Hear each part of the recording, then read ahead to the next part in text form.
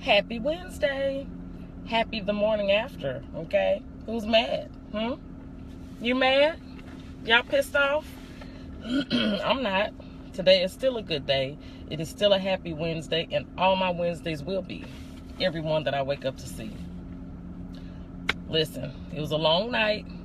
I'm a little exhausted myself. I tried to hang in there so I could see the results before I went to sleep. I was unsuccessful, so I woke up this morning to all of your rants and expressions of sadness, of sorrow, of anger this morning, and I feel sorry for each and every one of you. It stung. I won't lie. It stung, but I wasn't shocked. One newscaster said this, and I felt sorry because it was an African-American man. Excuse me. He was damn near tearful, and he said that this was racial rebellion, the way that this election went, and I agree. However, let me make sure my throat is clear so you guys can hear me say this. Was that or was that not what it was when we first started voting for our president, Barack Obama? Was that or was that not? There were many of us who simply, sheerly, only voted for him because he was an African-American man. I voted for him because I thought he was an African-American man who could do the job well.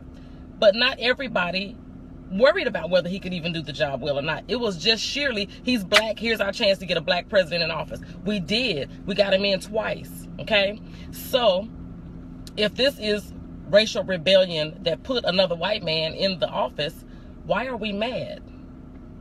Yes, he's a dangerous person to some degree. Yes, he's a foolish person. I think he's a buffoon. That's just me. I feel how I feel about him. People feel how they feel about me. It's okay. But here's the deal, guys. I told you last week, I told you to get your faith tuned up. If you haven't done that, it's not too late. I have continuously quoted the scriptures in Revelations that talk about critical times hard to deal with in the last days. Why are you guys still getting upset and frustrated and pissed off about things being difficult? This is what this is going to be until God decides it's going to be something different. Period. He said, fear no evil, fear no man. Chill out.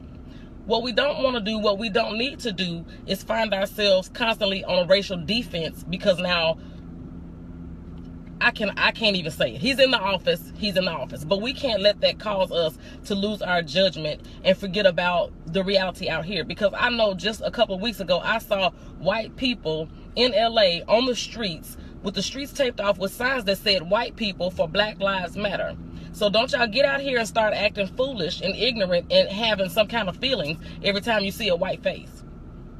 Everybody white ain't evil. Just like everybody black ain't ignorant. So pull it together, okay? Let's pull it together. Today is still an amazing day. God woke all of us up who had the opportunity to wake up, and it beats the alternative. Waking up to that man in office beats the alternative, whether you believe it or not. So continue on your path of doing whatever it is that you were doing. Remember to focus on the things that are important. I talked about last week distraction. Politics, football, a lot of different things distract us from real life. From your real life in your home, your family, the things that matter, your health, your own well-being, your own mental health. We get distracted with all these other things, and we forget that God is in control of this situation. We forget that it's not our job to do his job. We forget that we're going to face evil. We're going to face fear. We're going to face a lot of different things that are otherwise unpleasant. It doesn't change the things that are pleasant. So let's woosah, numb your whole rengekyo, chill out. Chill out, say a prayer, get your life, get it together. It's not the end of the world yet. So let's pull it together. Let's remember to be positive. We still have myriads of things to be thankful for. Find ways to be proactive in your community. Find ways to be proactive in your household. Start there, because your back porch is dirty as hell while we out here worrying about what's going on with the whole free world. Deal with what you can deal with right now. And in the meantime, we're still going to have a wonderful Wednesday. We're still going to have great days ahead of us. There's still so many things that man cannot control or touch in your life. He only has, like anybody else, only as much control in your personal life as you give him.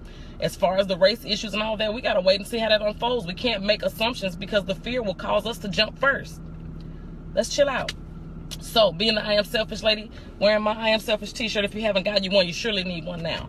Let's be selfish enough to control ourselves. Be selfish enough to pray. Keep your head. Make sure you watch what you say to your children. Don't instill fear where it's unnecessary. Let's just go on with our lives. Let's not be hypocrites. Let's go on with our lives.